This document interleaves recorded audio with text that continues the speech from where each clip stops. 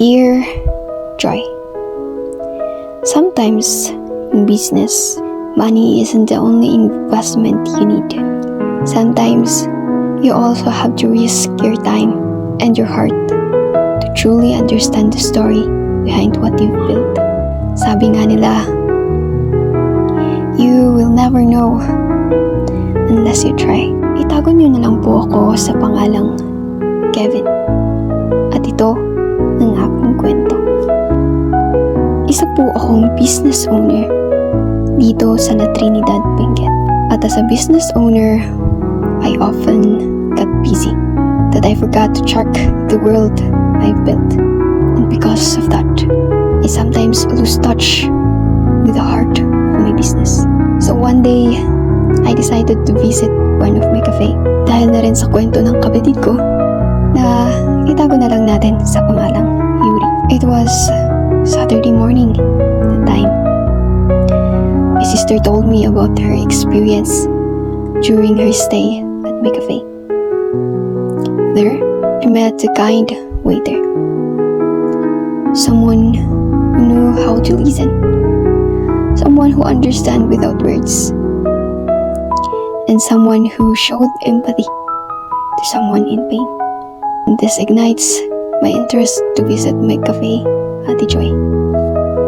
Ate Joy, hindi kasi ako makapaniwala na there are still people who are willing to give their time just to comfort a stranger. So the next day, I decided to test my cafe once more.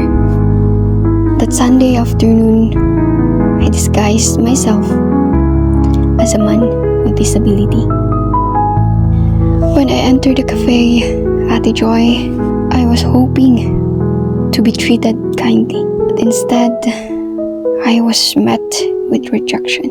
One of my waitresses, na itago na lang natin sa pangalang Raya, looked at me with disgust. Even when I pleaded, Ate Joy, she didn't listen. And as the guard dragged me out, I felt something break inside me. It was disappointment and sadness. But just when I was about to lose faith, Ate Joy, someone came na itago na lang natin sa pangalang Ani. She stopped the guard and offered to pay for my meal and served me food with a smile, Ate Joy. Not knowing that the man she was helping was her own boss.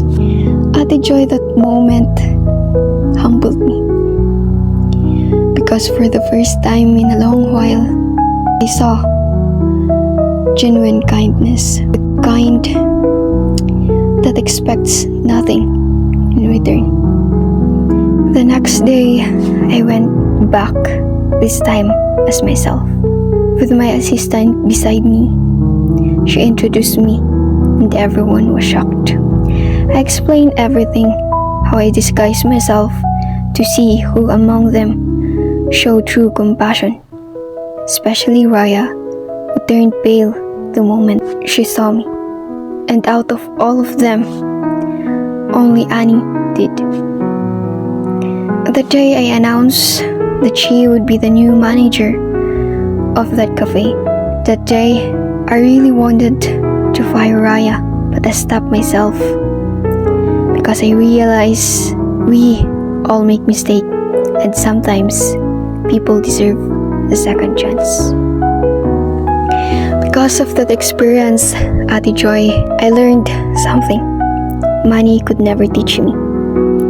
Taking the risk, humbling myself, and spending time to see the truth.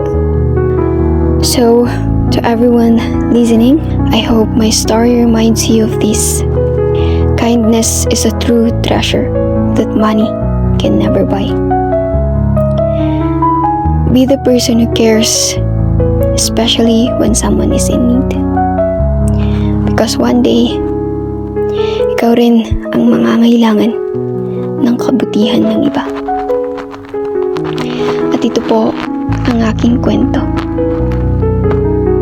Lubos na gumagalang Kevin.